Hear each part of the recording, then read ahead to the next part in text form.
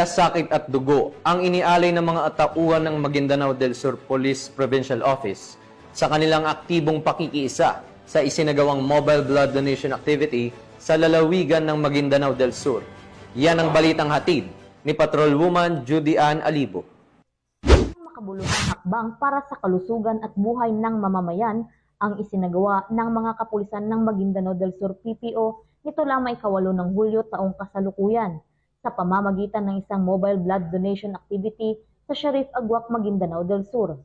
Pinangunahan ni Police Colonel Sultan Salman H. Sapal, Provincial Director ng Maguindanao del Sur PPO, ang naturang aktibidad, katuwang ang Provincial Medical and Dental Unit, Armed Forces of the Philippines at mga lokal na opisyal ng Sharif Agwak. Sa temang dugo ko, alay ko para sa Bangsamoro ay naglalayong makalikom ng sapat na supply ng dugo para sa mga nangangailangan. Isang hakbang na literal na nagbibigay buhay. Ayon kay Police Colonel Sapal, hindi lamang proteksyon ang aming tungkulin sa ganitong mga gawain. Nais naming iparamdam na ang kapulisan ay kaagapay ng bawat Bangsamoro sa panahon ng pangangailangan.